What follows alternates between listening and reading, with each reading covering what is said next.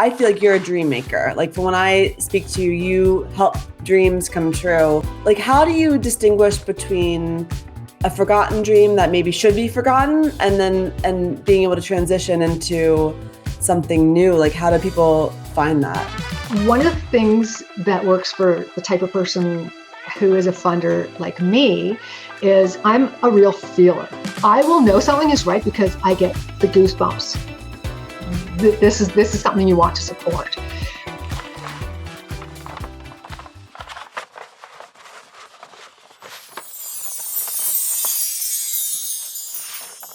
Hello, welcome to this episode of Whimsy Grit. I am so honored to bring on Therese Goulet.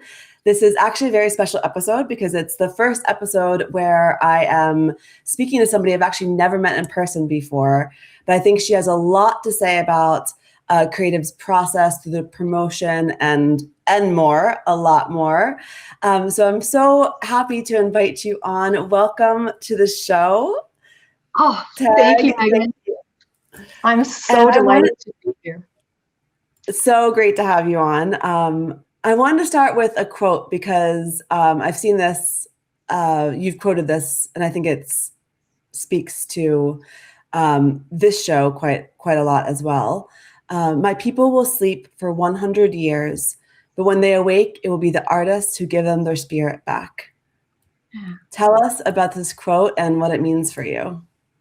So I'm an Indigenous person in Canada. I belong to what's called the Métis Nation. And that quote comes from Louis Riel, who we consider the father of the Métis Nation. There ended up being a lot of trouble with the Canadian colonial, the British fighting against the Indigenous people. And he was eventually martyred, but I love that he always saw that a real key for community, for people who want to be free, is they're creatives, they're artists, and that's what would save us eventually. So I love it. Especially in this age of AI, which is a whole nother topic. Yeah. I'm still wrestling with it. I started off as a writer, and The Atlantic magazine recently had an article about AI, and they had a search engine on it where you could see what was used to train, I think it was Gemini, Microsoft's AI. I typed in my last name, and sure enough, one of my books popped up, and I'm like, oh, wow. Yeah, I mean, I think that's going to happen to many, if not most, potentially all creatives who are out there online on the internet. Is what we do will be, who knows what's going to hapen. I'm keeping a watch. Yeah. Do you mind me asking which book you found? It was A Fab Job Guide to Become an Interior Decorator, written with my sister Catherine. We started a publishing company 25 years ago online, and published career books. It was about so that people who wanted to have a fun, fabulous new career could get like step-by-step instructions. And it was actually around 20 years ago, like about 5 years after we started, that we started finding our books pirated. And so we kind of just got used to that. And of course, AI is taking it in a whole new direction. But I remember one time finding one of my books it was actually LinkedIn Learning. Someone had shared it, and there were like 54,000 downloads. And I'm like, what is happening?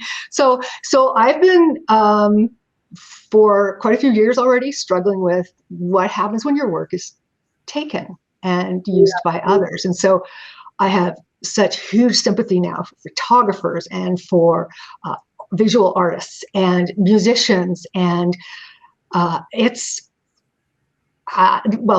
think we all are in a state of what's going to happen with this, where are we going to go, and how do we weather the storm? So I don't have answers right now. Our company ended up transitioning into career courses with academics. We offered certificate programs. And so it didn't matter if someone pirated a book of ours because we had a learning model. But what do people in other creative fields do? What do you do if you're a musician or a visual artist? Ooh, yeah, I don't have the answers right now. Yeah, and it's interesting that, I feel like since the beginning of your career, you've been interested in helping people either find their voice, find their career, find a way to support themselves. And I'm interested, I'd like to go back kind of to your origin story, if we will. I'm sure that there was a lot of origin before this origin story, but so you had a kind of financial collapse at what age, and tell us what happened through that and how that helped shape kind of your career and your mission. Early 30s. So we ended up starting our publishing company when I was in my early 40s. So anyone who's watching can probably do the math on that. But before that, I had been married and struggled with what do I do? I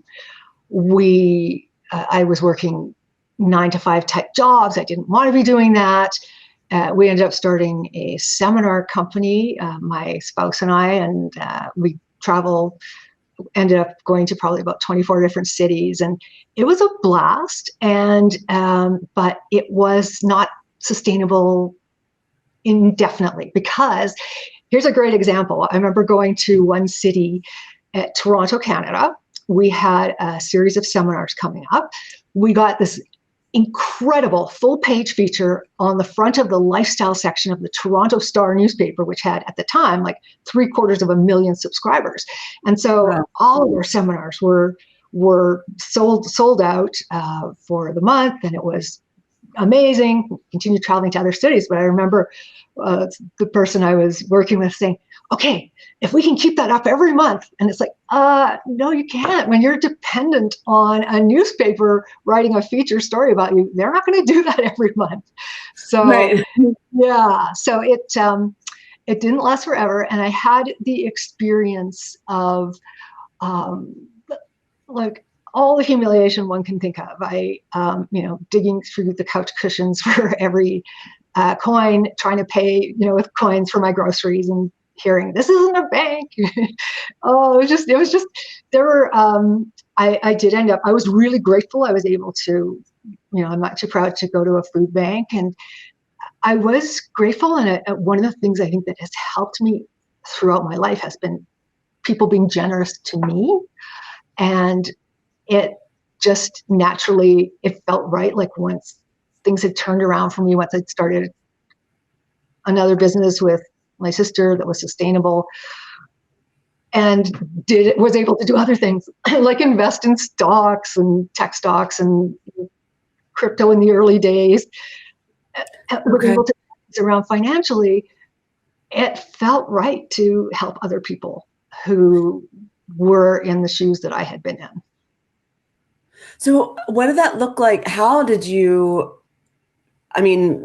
psychologically, like mentally bring yourself back up to the bootstraps? Because what was, if you don't mind me asking, like what was the lowest point for you, and how did you kind of pull yourself back?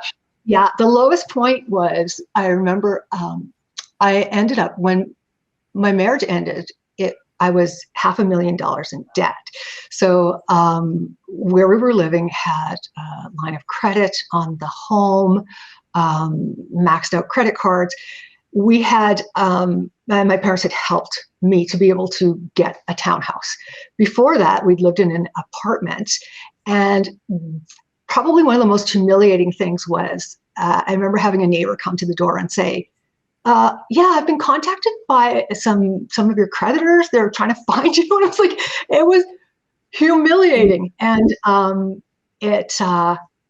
I remember those feelings, and I remember, and I know that when people are going through rough patches in their life, there are many possible reasons why that's happening. I think sometimes people, once they start making money, they seem to forget, or they seem to, there's, I guess, sort of a belief, prosperity gospel, I think is what it's called, where, if you're a good person, you're going to get lots of money. And, I've had no money. I've had an abundance of money, and I'm exactly the same person. And I don't believe for a second that it's bad people who don't have money. That's to me a terrible belief, but which unfortunately seems.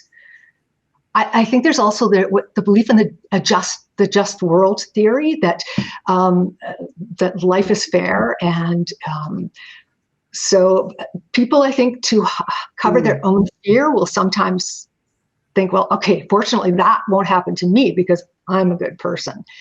But I think it helps us to remember terrible things can happen to really good people.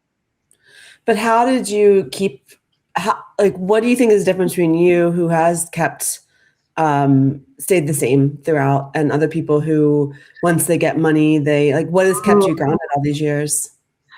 You know what? I don't know if it's like my brain chemistry or something, but maybe it's just my ability to empathize. To when I see someone who's living on the street, or I think, that could be me. That I see that I see myself in other people, and I know there's a lot of terrible things said about people who call themselves empaths, because I've been reading some of the posts on social media where they say people who say they're empathic, it's sometimes a way to try to manipulate other people. But I think that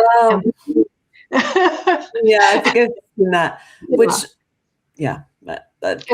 empathy, and it's that I think that starts developing when you're a child, and there's real empathy, and there's, I guess, manufactured empathy, which is what people don't resonate with. Was it your parents, you think, that instilled that in you? Oh, yeah, my parents, because my dad he came from like dirt poor background, like Indigenous people. They his own father had, did everything he could. He was what you'd call a handyman back then, and he would do anything they had lots of children in the family. He lost one of his sisters as a little child. They were having to move constantly. It was my grandfather had been in what's called a residential school in Canada, which is a place where Indigenous children were sometimes taken from their family and put into these schools where they were given the new names and taught a new language, and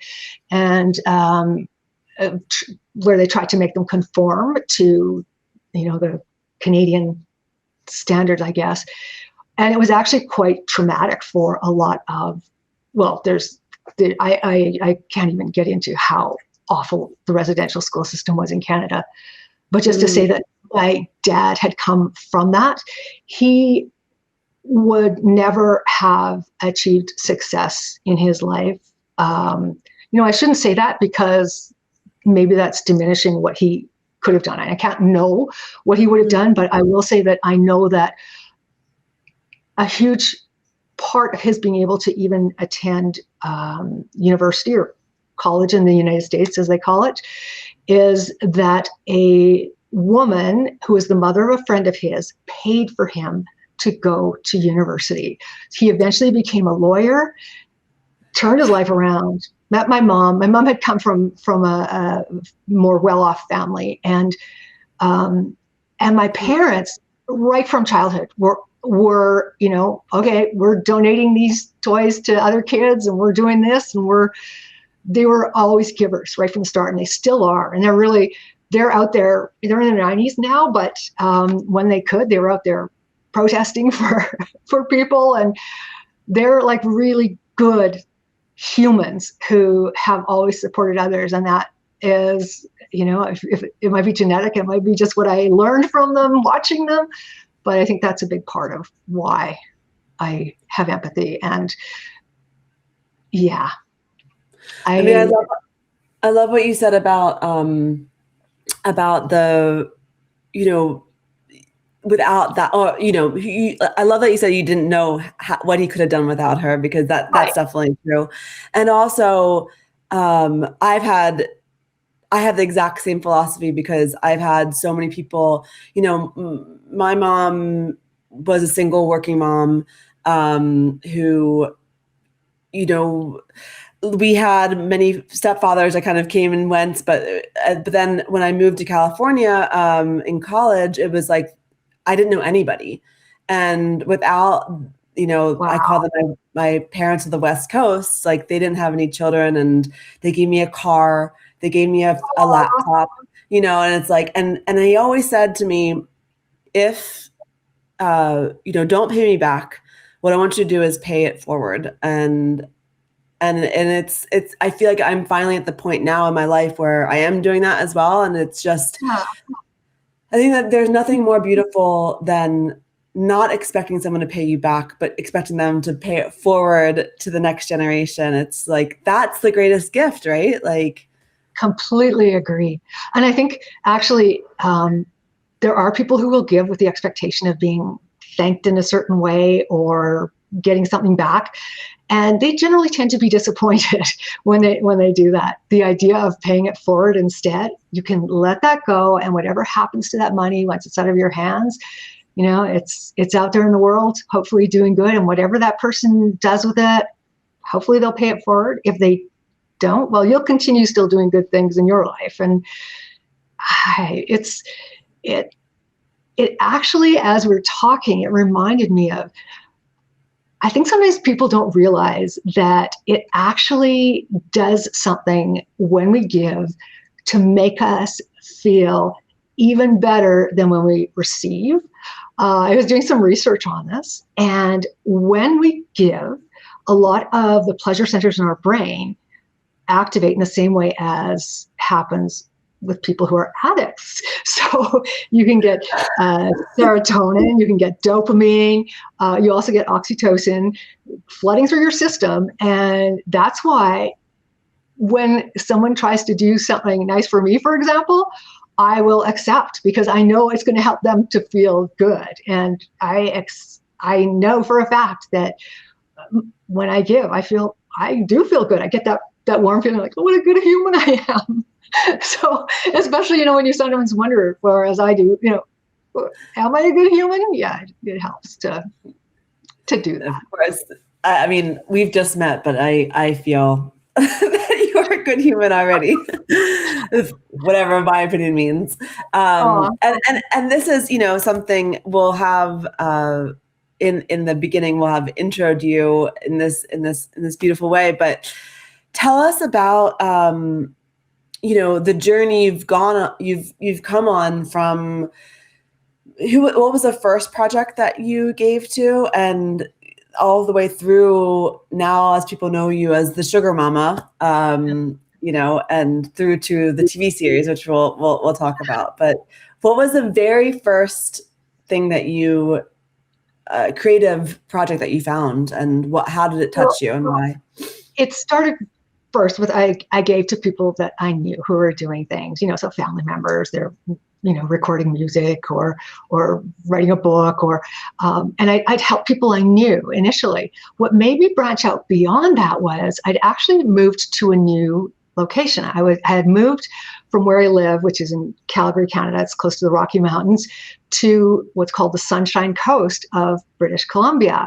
So I was in this little small town. I didn't really know people. I had some family there, but I at times was feeling alone, like socially. And I remember going online, and I can't say exactly what it was that triggered this, but I ended up on GoFundMe, where I was reading about people's various projects that they were seeking funds for. So, it may have been a social media post, who knows, but somehow I ended up on this site, and I found, wow, there's all these people doing really interesting things. And what struck me first was the indie filmmakers. So I went and looked at some of these, and I'd see, okay, you can give them $1 and they'll say thank you, and they might put your name in the film or something. And then, for increasing amounts, you could get little gifts back. And I remember that there were 3 in particular that I gave some funds to. One ended up being a couple of filmmakers in the United Kingdom who I adore and who've made other successful films since, still working actively in the indie world. Another was a an indie film that was filmed in Los Angeles. And I got to go down and be on set. And that was so exciting for someone who, because, hey, I'm an old person. I don't know anyone in the film business, but I felt like I was part of it. Stop. Yeah. When people show up, at a film set and they say, oh, this is one of our funders, it felt really nice. And that's, in fact, some of the advice that I give when people are seeking funds for their own creative projects is, I do have some tips on things you can do that will encourage people to give to you. The third film ended up being, it was a documentary based on a Star Trek series. And I am such a nerd. I have a Star Trek uniform. Like, I love Star Trek. I'm seriously nerdy. And so they were making this documentary, and it ended up getting, I got in in the very initial fundraising stages, because for a follow-up film, you had to invest a lot more, but I ended up getting to go to a film screening at Paramount Studios, and it was like, oh my gosh, this is so exciting, getting to be part of this world. So when I started, it felt like, okay, I'm helping people, and it also felt like I was having a creative social life as well. And I think that was part of what motivated me, was I could be part of a team, which, if a creative is working on their own, and I have supported creatives who do work on their own, it's quite different though than suddenly you're part of a team. And that, I think, is what appealed to me first, was because I needed that social life. I didn't know anyone, and suddenly had a social life all over the world. Because a lot of your projects before that, I know you worked a lot with your sister. Had you been building up your businesses by yourself? Was that a big?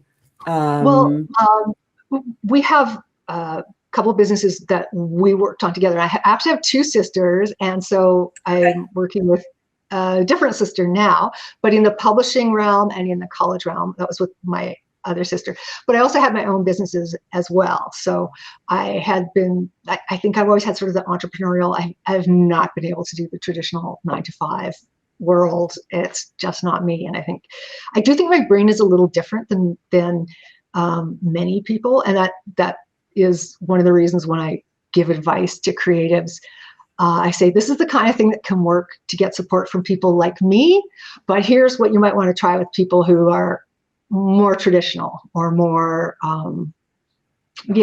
traditional. We'll just call it that. Yeah, they need a different approach sometimes. Well, two questions on that, because one, what works for you, and two, do you think that creatives, they should go more with what works for them? Is it important to match kind of the funder with the creative as well, would you say?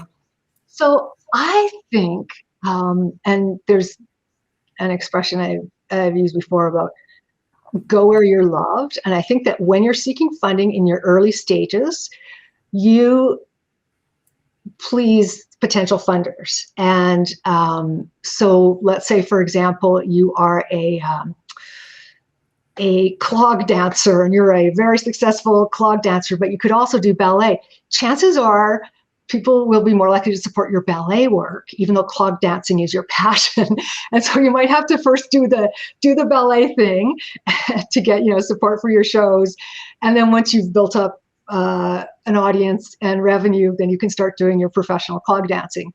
So sorry, just to stop you, because for example, No, my grandfather's Canadian, so I grew up going to Prince Edward Island, where there was a lot of clog dancing. But for the people who don't know what clog dancing is,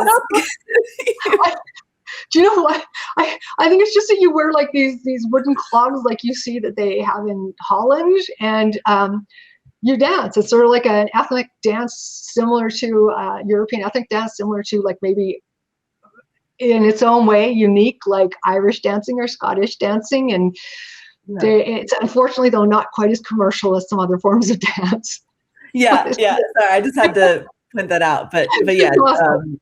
I love that you brought up clog dancing. That's just it was it's out of the blue. Yeah. This is a great example. Yeah. But so go where you're loved. Yeah. Yeah, go where you're loved. And one of the things that works for the type of person who is a funder like me is I'm a real feeler. Like I go by when I see something and I feel something. So if someone can make me laugh, cry, like I have a react, get chills. A lot of times I will know something is right because I get the goosebumps and I'll go, oh my gosh, this is it. And it's like there's something in my brain saying, this is something you want to support. And your heart. yeah, exactly. But I like to caution creative people that not everyone is like that, because one of the challenges for creatives is there are a lot of people who it's not their heart per se that they're looking at. It's more sort of logistics. And so something that's a real challenge, I think, for a lot of creative people is many prospective funders. Like when you want a grant for something, you have to fill out a ton of paperwork. You may spend many hours, filling out the forms, creating the display, the PowerPoint, or whatever it is that you need, your proposal. And it feels like so much time is wasted. So much of creative's time. It feels wrong to me to do that to people, to make them jump through a ton of hoops. Like I wish so many of these funding agencies would have like a little teeny tiny hoop at first, and then if it's not quite what you're looking for, you'll free those people up to go somewhere else, to go where they're loved, instead of, like, I know people who spent like 20, 30 hours on a proposal for funding and then nothing. And it's like, how much time and energy is spent that could be out in the world making the world a beautiful, better place. So that's not my type of way to support people. Like, don't ask them to jump through hoops. How then do you, because you obviously still have to be discerning, because you can't give money to everybody. So how are you discerning, and how do you talk to them? Do they send you like some of their work? Like what is your screening process? That's a great question. And I'll explain like how I did this at the start. Was like, I started with 3 films, and then I thought, why don't I try to help at least 100 indie filmmakers? And I thought, I'll have this 5-year project of 5 years, 100 indie films. And so I thought, like, I want to be able to give a little bit to as many different people as possible. What I soon learned was most creative people, including filmmakers, have more than one creative project in them. So what would happen is I would give someone funding for a film, and then they'd have a second film and a third film. And they also had friends who wanted to make films. And so it started getting to the point where I was getting literally hundreds of requests for funding. And I mentioned earlier, I'm a people pleaser. So I would feel terrible when I couldn't support everyone who wanted something. I also, in early days, people were reaching out to me on social media. So I remember a fellow on LinkedIn, a creative, he reached out and he said, okay, I've got this particular project. And I wrote back and I said, it's not really my thing. In this case, it was a horror film. And I'm kind of like the happy ending type person as opposed to a scary type person. And so I said, yeah, it's not really my thing. And he wrote back and he said, oh, hey, I totally understand. Just thanks for thinking, considering it. And then, of course, I had to send him some money because he's such a cool guy, right? So it was like, oh my gosh. Because, I mean, it's, yeah. And I remember, so I would find people, like I remember going to the Calgary Film Festival, and there's a spoken word poet who had done this lovely animated movie. And I actually just reached out to her on Instagram and said, I saw, this, I'd love to send you a gift. She didn't have to jump through any hoops. I sent it. I found another woman on Instagram who made little ceramic cats. And I thought, I love cats. And I loved her art. And I said, same thing. I reached out and I said, I love this. I'd love to send you a gift. And then she ended up, she was getting a new kiln to make her ceramics in. And because I was known as the sugar mama, she ended up calling it her kiln Mama Clowder, which is, the mother of cats and things. So it was so cute. And oh gosh, I'm trying to think of all the things that I was able to do, which can't continue indefinitely, because especially I watch a video podcast called Catfished. And I see how many people, and especially this is another issue with the AI, are getting contacted by people who are promising them the world, and but I just need you to pay this little fee up front.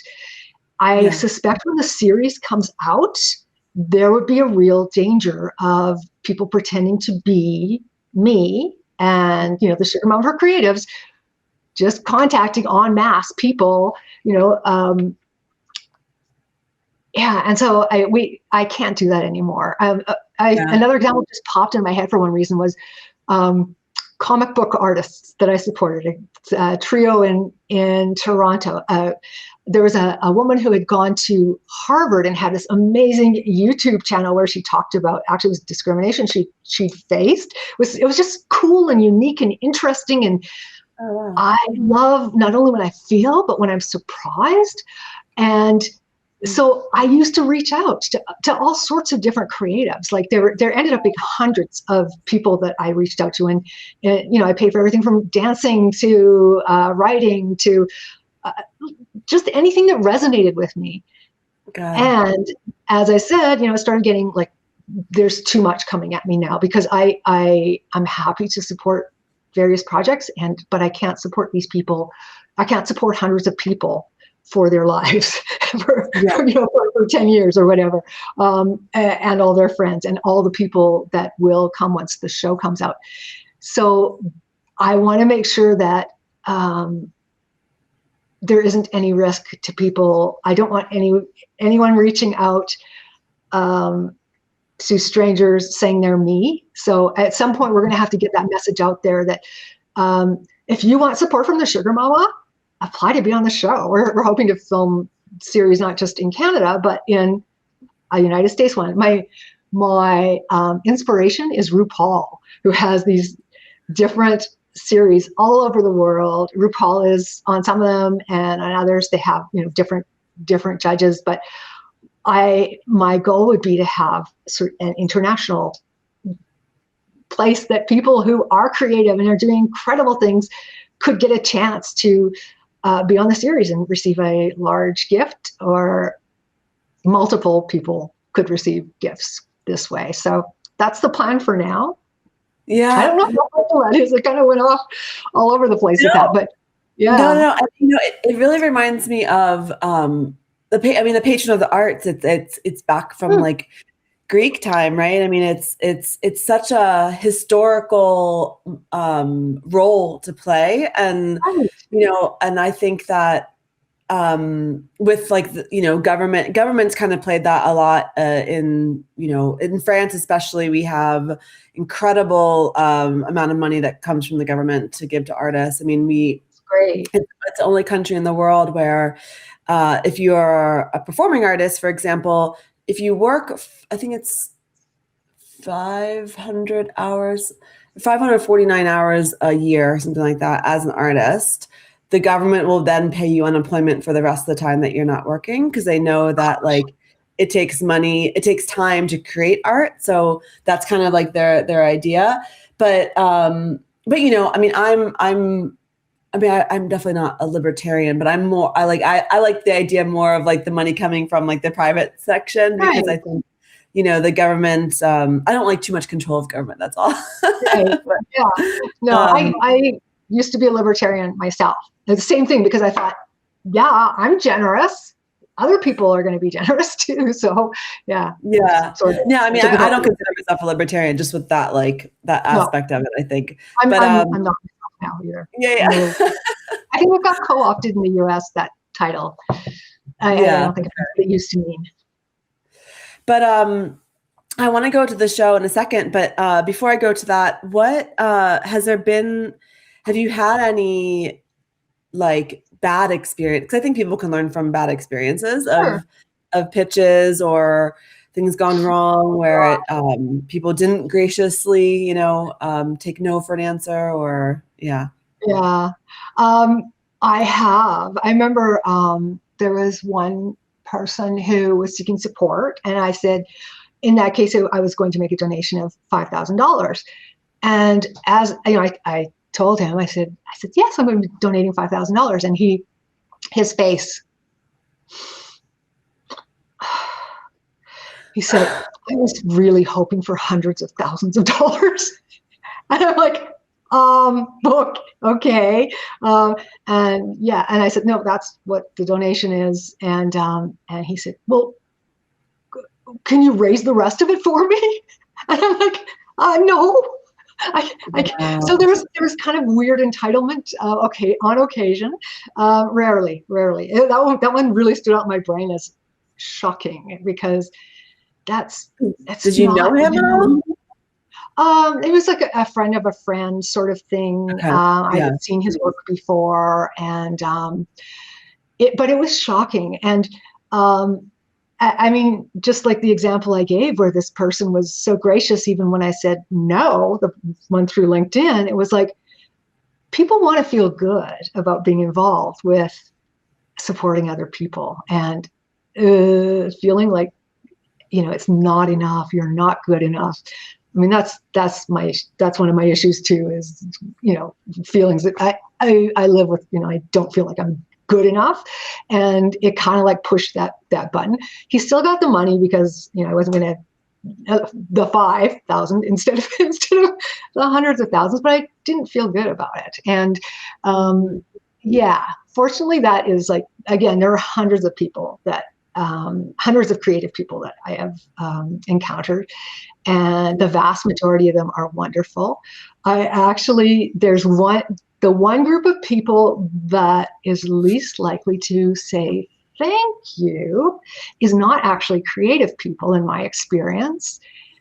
It's politicians, local politicians. I used to, I'd support local people running in Canada, and then I'd be like, did you get that $1,000 I sent? It was just very strange. But creatives generally are like just lovely people, and that's why it was like so fun to be able to make a show where we could work with people that were lovely. Yes. So tell us about this show, because I watched the trailer and saw the press kit, and I know. Tell us about it. I know it was originally called The Sugar Mama, and now it's called The Gift. Rebranded The Gift. But I'd love to actually hear about like the process from thinking of the idea through to how you pitched it, and then it got, because this show, Whimsy Grit, is all about kind of from process through to marketing. And this is a brilliant example of how you have created something that has then been able to actually be made. So tell us about that. Happy to. So it started, I think, about 2021. I remember thinking, as I was watching what was happening online, I started thinking it's getting harder and harder for people who want to compete online. I know, we still have to do the social media thing. At least in the publishing world that I was working in at the time, it seemed like, it went from when I started in book publishing, there were 50,000 titles being published a year in North America, to now there are more than 50,000 a week as opposed to a year.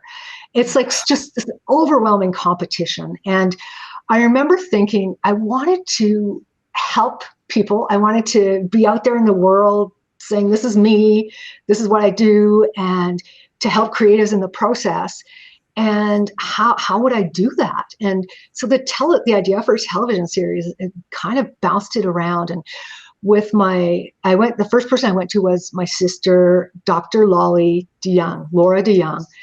She's I don't think she's quite an Irish twin, if you're familiar with that term, where you're 14 or like a year apart. I think she's 14 months younger than me, but I thought, here's someone who I have always seen make things happen. She had a PhD in human development, and she's just a lovely person to work with too. And so we were brainstorming various ideas. And then I encountered, now this isn't something that everyone can do, but at the time I was in a financial position to do so. There's an organization online called, I have to remember the name of it, Charity Buzz. And they would auction off things like, cases of wine and Caribbean vacations. And in 2022, they were auctioning off in Los Angeles meetings with people from various broadcasters and streamers, agents, production companies. And I ended up spending a lot of money to win 22 of those auctions. And Lolly joined me on interviews with, we interviewed everyone from vice president of Hulu to people from Amazon, people who'd created everything from people who'd been producers on like The Bachelor, Survivor, The Apprentice, the Kardashians. There's we were picking their brains. We had an hour or however long Zoom meeting where we got to talk to these people and learn about them. And I remember one of the people we got to connect with was someone who had helped sell a very popular reality series all around the world, and it's called Selling the Format. But so just basically compiled, just gathered as much information as possible. And then smart. How do we make it happen? Well, Lolly knew a producer named Sylvester Ndumby, who works with what's called Simba Creative in the city I'm in, Calgary. He's I would consider an incredibly successful producer. He now serves on all these various government bodies for the arts, and he, with his team, came up with finding us a crew to make the TV series. And we met, and so basically it was finding people who had the knowledge and who had the experience and who had the skill, because I sure the heck didn't. And one thing that I'd learned, in this case, I had more money that I was able to invest in getting support. But even in my earliest years as a creative person, I found that even if you're paying anyone who's helping you, $10 for that makes them so much happier to help you than if you're paying nothing, because there's so many creative people who want to involve others in their dreams. And you can do that, but most creative people have their own dreams as well. And there's so often this is great exposure. And it's not just people with no money who say that. It's sometimes people with lots of money who say, oh yeah, I'm not going to pay you because it's great exposure. I think that's bullshit. I think, instead of buying pizza, give them some actual cash. There's something almost magical that happens when you're able to do that. And I realize not everyone is able to do that. So you work with what you have, which is, just get everyone together and raise the barn or whatever, which they used to do in old movies. Okay. So, yeah. So, no, I definitely agree with that. In terms of, even when I've been lucky because I have another kind of career where, I ended up creating a career in advertising, which is because I never wanted to be a starving artist. I always wanted to be able to, feed my art in some way, but I knew I couldn't let my art go. And so, yeah, I think what you're saying is really important, which actually leads me to another question, because what would you recommend that artists have a second, another income to be able to support them? Yeah, I think when you're starting, it makes so much sense to do that. Yeah. And again, it's you do what you need to do until you're in a position where you can do what you want to do. And there's no shame at all. I had lots of degrees, and I was working as a file clerk while I was, doing creative stuff on the side. And I'm, you just do what you have to do. And I think we have so many success stories of people who've done that. Just look at the both of the leads on the Heated Rivalry series, great Canadian series. They were both working as baristas or in coffee shops while they were going to acting auditions. So yeah, definitely have another job. Yeah. And so when you got all these great people together, you started paying them, did you knew that you wanted to be what was that like to kind of be on camera yourself as well? Because now all of a sudden you're not just behind camera, you're in front of the camera. Yeah, I actually, besides being a writer, I had spent, when I talked about, we had the seminar company, I was the speaker. So I was basically a stage performer. I was billed sometimes like as a motivational speaker. So I felt fine being on stage. I had, spent decades dealing with audiences and unexpected things coming up. I remember once this also happened in Toronto, having this seminar at this fancy hotel, and the people who I was working with were outside still doing some registrations. And there was this man in the room. There were people sitting there. And I just got up to sort of give some information about, we're about to get started or whatever. And this man who somehow managed to get into the seminar yelled out, "All women are prostitutes." And he was nuts. And he eventually, clearly. So I got my reality chops sort of in real life with dealing with challenges that would come up at, in all sorts of different events. And in that particular situation, which I'm sure people, can't just raise something like that and not answer what happened. I said to him, "Sir, you'll have a moment, you'll have your opportunity to speak later." And he eventually, just because he couldn't talk, just left. And I think we kept his $49. So it all ended up well in the end. But so to me, it was like, I was terrified before the filming started. And then when it started, it was, I know what to do. I just be me and just talk to them and just say what comes out. We had an interesting experience. I think it was like after the first set of performances were filmed, because on the series we have, there's 12 creatives. We have 4 that are stage performers. So we had stand-up comic, drag artist, circus performer, and ballet dancer. We have 4 musicians. One's a concert pianist, country singer, we have pop singers. We had visual artists. One was a makeup artist, and the others painters, and so forth. And they all ages, by the way, which I saw. Yeah. I love that. Yeah. It was originally supposed to be that, I'm a baby boomer. I'm a young baby boomer, but I'm a baby boomer. That I was going to be like the next generations. And so originally we advertised to have a cast from about age 21 to 40. And then we started hearing from people over 40 who were not happy about this. And I wasn't involved with the casting. So I was surprised about, I had no idea who was going to show up in that room. And so there ended up being a couple of people, 40 plus that got cast, but most from 18, I think, to 47 is what the cast age was for season 1. And so what happened was I remember what it was. We just had the performance. We were about to introduce the next challenge. And so Lolly and I were together presenting it to the group, and they left. All the creatives the 12 creatives left. And someone came in from the production and said, "Okay, I'm going to need you to do it again, but with more of this or more of that." And I'm like, "What?" We did it. We filmed it a second time. And then I went and we had a crew meeting. Later we had a cast meeting. And I said, "We are never doing more than one take unless there's a technical, something goes down and we need to, because I want this to be real." And we didn't do the thing that reality shows do, where it's like they will cast, here's the angry person, here's the flirt, here's the drunk, here's they have roles. And we were like, no, we're casting on the basis of talent.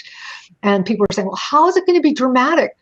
Okay, you put 12 people together and, living together for 10 days, there'll be drama. Humans are going to human. Right. But there was no reason to do, I didn't want it to be where okay, now we're going to do this. Now we're going to do that. I knew that we would come up with something incredible that was real. And that was, yeah. But unfortunately, when I made that decision, I had a live mic on me, and I unfortunately, everyone else was out of the room, except my, what we call trusted advisors, people who assist me. But everyone in the control room could apparently hear me as I was like, fuck, fuck, fuck, fuck. There's a lot of swearing coming out of me because I was so upset. I felt so wrong doing this. Do it again. Yeah. So that didn't happen again. Yeah. But honestly, that's so good. It's so refreshing to hear because I remember, I mean, I feel like reality television started like that. The original Real World was, I mean, of course, it was never scripted, but of course it was casted. But then it just got more and more until was it The Hill? The Hill? No, what was the name of that? Not The Hill. The one that was like the most scripted in Hollywood. That was the young women all living together in Los Angeles. It was like early 2000s. It was really popular. I can't remember the name of it. Not The Hill. I think I know which one you're talking about. Like one of the leads was Lauren, I think, what's her name? Yes, yeah, exactly. And that one was kind of like the ultimate. And I remember that was when because I grew up in the 90s and loved reality television, and but then it fell off because of the early 2000s. It just became so fake. But I'm glad to hear that. I'm so excited to watch it. Oh my God. I love it so much. There's like our episode 7, because I've seen it in various forms throughout editing, because we had like 6 cameras going for, there was like, I think our longest day was like 20 hours, like for the finale or something. So that is like thousands and thousands of hours of footage. You're not going to put that all online. So, but I remember as it was coming together, episode 7, which is the second to last, every single time I see it, I bawl, I cry. It's like, it's like, it's for a challenge that we call the challenge. So, and it was created on the spot where we wanted to have a challenge, and it was going to be about things that have been challenges or are still challenges in their lives, and they got so real. And there's a lot. I challenge anyone to watch that without a box of Kleenex, because I don't think you can. Yeah, it's that, and that's real. And you don't get that from the scripted series in the same way. You don't get the goosebumps. You don't get the real emotion. Yeah. And how involved were you with the script, like with the creating of the challenges and things like that? So I basically just came up with titles like, let's do a Mother Earth challenge. Let's do a Mother Nature challenge. And Dr. Lolly, my sister Lolly, who has done human development work, like done personal growth courses and such, she would think of, like basically the framework. So, okay, this is, how much time you'll have. And this is, you'll be working in this group, or you'll be doing it individually. So there's just these sort of bare bones of what this challenge is, and they ran in ways that we could never ever have scripted. And it was people asked me later, they said, did it live up to your expectations? And I said, it blew my expectations away. It was so much better than I imagined it could be. So I don't know. I hope that comes through when people get a chance to see it. And I know your US viewers for sure will get to see, because we've been picked up by a streamer. We'll have an announcement later. I don't, okay. We'll sort that out, when. Okay. Yeah, because that was going to be my next question was, once you've like shot it, and had you sold it before you shot it, or did you shot everything? And this is also something really different that doesn't usually get done in television, because television is usually, one of the people I remember meeting with was from a US network when Lolly and I were doing those initial ones, and she really liked the concept. And then one of the first things she said was, but I don't really like the show name. And I remember later we were talking, and we're like, if we go with a broadcaster or a streamer to create it, there's going to be committees. There's going to be people saying, no, we need you to do this. We need you to do that. And I really wanted this to be something different. And yeah. I was in a position to be able to pay the production costs up front. We ended up, after, we were able to get some support, not for all of the show, but for a smaller percentage of the show from our governments in Canada. There's a film and television tax credit, and you have those, and they're in Europe, they're in all over the world, and so it was our biggest budget reality series, I think, that has been filmed in our province for sure. And it was the biggest production at the time. There was like we had about 120 people, and we had this gorgeous estate. Oh my gosh. Like it's south of where I live. Photos. I'll put them up here so people can see. Oh my gosh. It's so beautiful. And it was, we had it all to ourselves. And actually, one of my favorite parts for season 2 is we had a bear that kept coming back, a black bear that kept coming back to visit. And that was there. It's just magical being part of that. And are you okay if I put up the trailer here so people can watch? 1,000%. Yes, absolutely. Okay, great.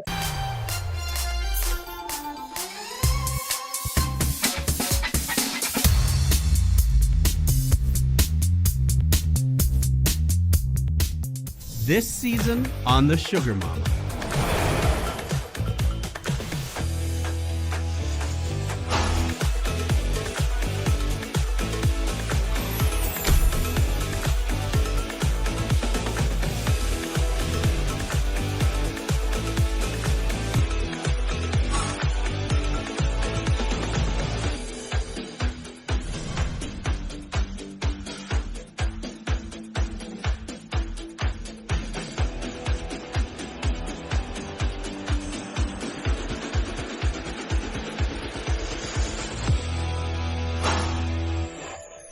I'm curious about you as an artist, because I know you've written books. You said, you're a motivational speaker. You're a producer.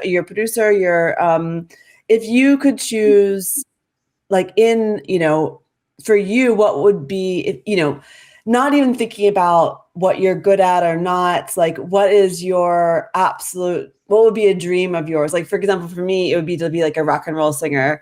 Oh my gosh. Like just to be on stage and like singing. What would be like for you as an artist, your dream? I'd love to be Diana Krall, who's a Canadian jazz singer. I'd love to be someone moving people with my voice, with my words. And it's funny because I think being a musician is one of the coolest things that anybody can do, because it's one of those things where I also was funny on dating sites where people say, I really like music. And it's like, literally everyone on the planet really likes music. So right. we humans, I mean, there may be a few exceptions to the rule, but can you sing? Oh no! When I was little, I remember, I don't know how old I was, but I heard about Shirley Temple. That Shirley Temple was a millionaire before she was 10, and she was, a child actress, singer, dancer. And I remember saying to my dad, "Okay, this is so ridiculous," because they didn't even exist at the time. I said, "Well, she was a millionaire by 10. I want to be a billionaire by 9. I can sing and dance." And he said, dear, well, you can dance a little. I can't sing. Yeah, so even my dear dad told my little self I couldn't sing. So no, that dream's gone. Well, is it though? Because my mom always told me I couldn't sing, and I decided this week to take my first singing lessons in 30 years, and never, just because I was like, I love singing, and I know, and it's like everybody told me I couldn't sing most of my life, but I always get cast as like the lead in musicals. But trust me, like I would watch back to some of these because part of the documentary I have like footage of the stuff, so it's made me like watch back, and I couldn't really sing, like I couldn't. But there was a fear. There was like this deep fear, and as I've gotten older and kind of I've worked on myself. I do karaoke singing, and so I found like this kind of like rock persona, and I'm like, well, I have something there, but let me just go to like a singing class and see if there is anything. And honestly, and That's we'll see. amazing. Like she wrote back I sang a What's Up for Non-Blondes like during the singing class, and which I love. That's like my go-to song. It's a great song. And I really get into it. And afterwards she was like, I don't know why people told you couldn't sing, because you have so much like character and strength in your voice. And honestly, I have no interest in like becoming famous with singing or anything, but it's kind of, for me, like singing is the closest you can get to God in some ways, you know? And so like, if I can just have like, find the joy in it and like, you know, then maybe.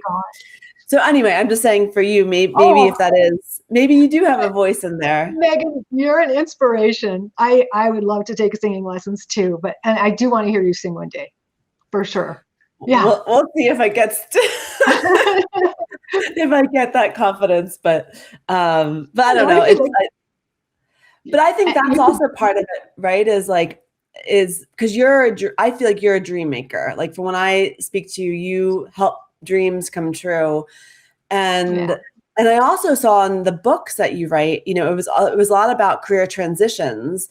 Right. So talk to us a little bit about like how, if you have a dream for the past and maybe it's forgotten, or like, how do you distinguish between a forgotten dream that maybe should be forgotten and being able to transition into something new? Like, how do people find that? I think if something keeps coming up for you, I think making the television series probably ultimately goes back to that little girl who wanted to, you know, perform, to be an actress. And I think they're like, you know, I took improv training it's called Loose Moose in Toronto. They also have one in Calgary, and loved it. And so there's been these little things, you know, things would come up, and I'd be, you know, I got cast in the lead in a play at university, and it just every couple of years. And I think that if someone has a dream that is still there, like years after, and it's still kind of in the back of their mind, that's like, it's worth exploring. And there's a quote that I really love from Mark Twain, and it says, 20 years from now, you will be more disappointed by the things you didn't do than by what you did do. And I remember reading research, I'm not going to get the right university, but they asked people, elderly people, what do you most regret in your life? And it was always things that they hadn't tried, things they hadn't done. I mean, I actually regret a lot of things I have done, but I don't think I have regrets based on what I haven't done, which I'm glad of. But no, like give it a try. I want to encourage people. Like, the world knocks us down in many ways, and it's, you know, even if people discourage you initially, like, give it a few tries before you decide it's not for you. I think I would suggest. And how do you keep the hope? Like, how do you suggest other people? How do you keep it, and how do you suggest other people do? And is there a point where they should give up? Yeah, I think if you're not getting the message yes from anywhere, then that could be a sign that maybe this isn't meant to be. But just, Megan, you giving the example of the music teacher, singing teacher, saying, you know, you've got a voice, you've got this character.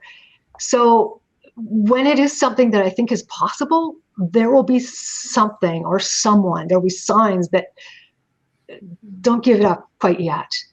But, you know, like, we've seen the American Idol auditions where people go on and they're really bad, and every single person tells them they're bad. I think in that case, yeah, maybe, you know, just sing in the shower. But you know, it's like, go where you're loved. If you're seeing that anywhere, that keep going. Yeah, go where you're. I love that. Go where you're loved.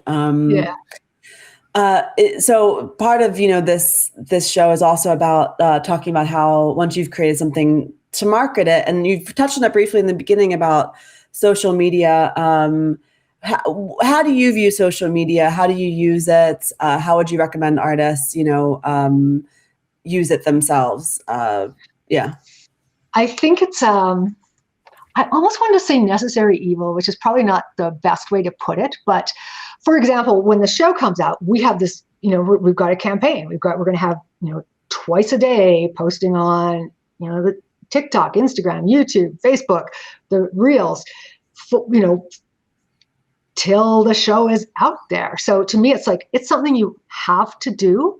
But I think people can go down the rabbit hole of feeling that progress is being made when, even if it isn't, like it isn't, in the past, it used to be people could spend days or weeks on research and analysis paralysis. Like, I'm just going to gather more information. And as someone who's done that myself, I think sometimes it can feel like you're moving forward when you're not. So I think it's something you have to do, but if it's not,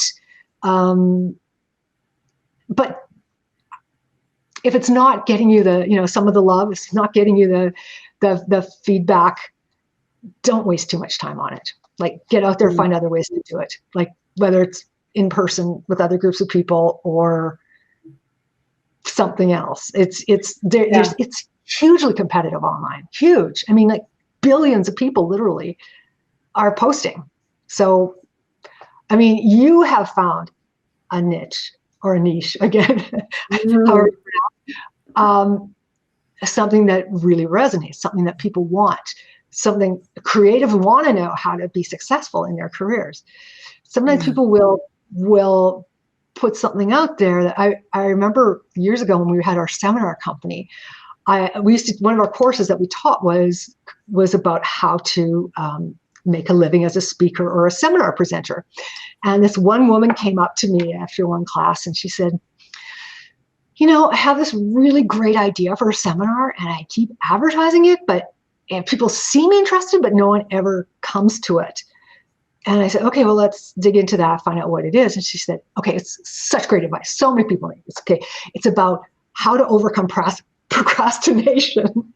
I was like, I think I see what your problem is. If they could overcome that, they need to overcome procrastination before they take your course. That's not going to work.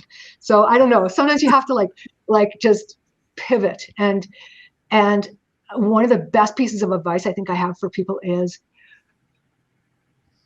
it's a lot more difficult to sell something than it is to create something. So sell what people are buying. And if they don't buy, pivot, try something else. Yeah. So what was your most successful, like monetary project? And what was your most successful heart-led project? Maybe like maybe it didn't necessarily make much money, but it brought you something else. I've had weird success investing in tech companies. I don't know if that's a creative talent or not, but I bought Netflix stock before I even knew what Netflix was, and Amazon and Apple and stuff. And it's sort of like, I trust my intuition about things like that. The heart-led stuff, I think, has been the books, and now I think the series, and like giving something to people that can improve their life. That's, I think, I think that's not just something that feels right heart-wise, but I think that ultimately also leads to success financially. Although I don't know what tech stock. Sold all my Teslas. Did you? So you made most of your money from stocks, like buying stocks. It's come from, I've had multiple different businesses along the way as well. So, and like I said, I ended up buying Bitcoin before it exploded. So there's this weird sort of thing. Like, I really trust my intuition. I really trust.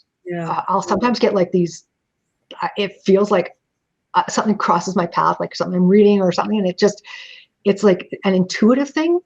And I've learned that when I ignore those intuitive feelings or those gut feelings, I usually regret it. So I just when I get weird sense of, oh, you should do this, then I just do it. I need to invest more. I think it's, I we'll think talk about actually, that. yeah. Although I now think, because I had the experience of investing once I did have more money, and there's like it's a completely different playing field for people who have money than it is for the average investor, which was shocking to me. Because I'll give an example here. I ended up being able to get in early on a stock that was, I've only bought $5,000 worth of this stock. It was a vegan food company, which is now out of business, by the way. But it felt like something I really had to do. Within 6 months, my stock was worth $180,000 from that $5,000 investment. But the reason I was able to get that much was because I got to go in early as an accredited investor. I didn't even know this was a thing that existed. So in Canada, at least, you have to have like at least $1 million worth of property or something, and $200,000 a year income for multiple years, or like they have all these barriers because they say, oh, we have to protect the unsophisticated investor. No, what you're protecting is people with money to be able to get in on the ground floor. So, because I remember, there being a stock that I really wanted to invest in, and when they went live, I could not buy it. I couldn't get through. And then later learning that, of course, these accredited investors had already invested like long before the IPO date. So I don't know. I don't feel as good about stocks now as I think I was so lucky. I think I was just like, but again, I guess. No, you weren't lucky. You followed you weren't lucky. I mean, I do think we create our own luck, and you listen to yourself, and I think that's super, super important. What's so I have a couple more questions, and then I think I want to end on what you want to say last. But what do you think people are really afraid of when they say they want their dream, but they won't go for it? That's a good question, because I've heard the odd person say people are afraid of success. I don't know if I believe that. I think we're afraid of humiliation. I think we're afraid of what will people think of me if I fail? Or what could I lose? People focus on what they could potentially lose versus what they could potentially gain. And that can be hard to do. That's just like a risk-taking mentality, because you have to risk looking foolish. Like even coming on a podcast, I'm sure I've said things on here that people could quote, and they'd be like, "Can you believe this woman?" Like we just have to risk to be out in the world. Like I heard somewhere that the only possible way to avoid criticism, there's like a surefire way to avoid criticism in life, is you say nothing, do nothing, and be nothing. Otherwise, I mean, we're risking. And I think ultimately maybe it's evolutionary. We fear being shunned by the tribe. We fear being rejected. And maybe it's fear of rejection under what stops people sometimes from giving their all to their dream. Yeah, and I think that's a good point, because people often talk about failure, but for me, I feel like you can only fail if you stop trying, right? Yeah. Like, I mean, like how would you define failure? I think if you're disappointed in yourself, and I think that it goes right back to the thing about what do we most regret in life is the things we didn't do. And then, of course, adding my own disclaimer, I do actually regret a number of things I have done. So, but what have you regretted that you have done, if you don't mind me asking? My last relationship. We're going to get into other areas as opposed to creative things. I mean, there's some I would make a couple of different choices with the series, like our distribution agreement. It's, I might in future, like for example, season 3, I think we probably will go to a broadcaster or streamer as a partner right up front, because it's been, like it's a lot of work to sell. I mean, it's great. Yeah, yay, we've already sold. Like we're picked up by a US streamer, but we're still in Canada. We're doing the rebranding because we discovered that some of the Canadian broadcasters we want were not attracted to a title called The Sugar Mama. So, that's so crazy to me. It's not even Salish, like Sugar Mama. I mean, Sugar Daddy, Sugar Mama. It's like tongue in cheek. Yeah. Well, what I thought was that when people see the title, they go, "Oh my God, there's another one of those terrible reality series. It's called The Sugar Mama. It sounds terrible. I have to watch it." So we have everybody like sort of doing the hate watch and then going, "Oh my gosh, this is so good." But Totally, I think it would have been easier for us to, call it The Gift from the start. So I sometimes regret that, in hindsight, oh, I should have done this. But then ultimately, it's like you learn along the way, and we know as a former motivational speaker, I can spin it that it was all worth it and all a good learning. It actually was, but yeah. And is there any? This just came to me because I think often as well when we give a lot, and it sounds like you did have people give to you, but do you ever wish that somebody would just swoop in and like just give you all the things you want? Oh my gosh. You know what? I actually think that might be a big part of why I do what I do, is because I used to wish that like from childhood as a teenager, that maybe I'll be discovered. I would have loved that. I would have loved, if everything was easy, if it was, yeah. So, and I think that's why, it's because I wish I'd had that like 30 years ago. So then when I give it to other people, it personally feels like I get the value of having that kind of support. Yeah. Yeah. So, yeah. That makes sense. Maybe Prince Charming will come along. Yeah. I mean, you're a beautiful, like successful, intelligent, charismatic, like heart-led woman. Like, hello. This can serve as a out there. Yeah, same. No, just so the final question I love to ask is, what are you still learning as an artist? Oh my gosh. I'm learning how much I don't know and how much I do know. I'm learning that I love being surprised. I'm learning that I think I know what I love, and then I'll give an example. Someone just gave me a fiber art portrait of my cat, and his paw is sticking out. I'll get a picture for you his paw is sticking out the bottom of the frame, and I'm like, I would never have thought to create something like this, and I love it so much. So I think, yeah, I want to be surprised and I want to be delighted, and that is, I'm learning every day what surprises me, what delights me. And on your tombstone, sorry to get grim, but your legacy, like what do you want that to be? Oh, she had hope for the human race, I guess. I think follow your heart. Yeah. Go where you're loved. Follow your heart. Go where you're loved.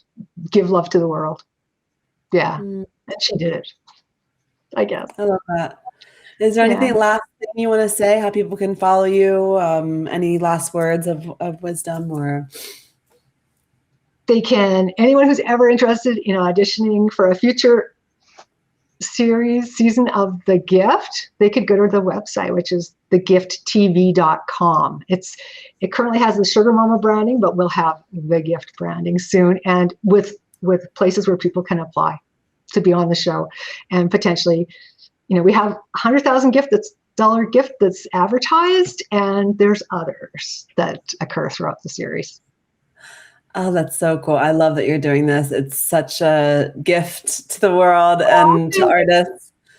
You know, it's you are truly the patron of the arts, and we're so grateful. So thank you for being on the show, and excited to continue to follow all the artists' lives that you change. Oh, thank you, Megan. It's been a joy talking to you. I look at the time like, oh my goodness, we're chatting for ages. This is amazing. I know, it's gone so quickly. You're a I'm going great to end it interviewer. here. Thank you so much.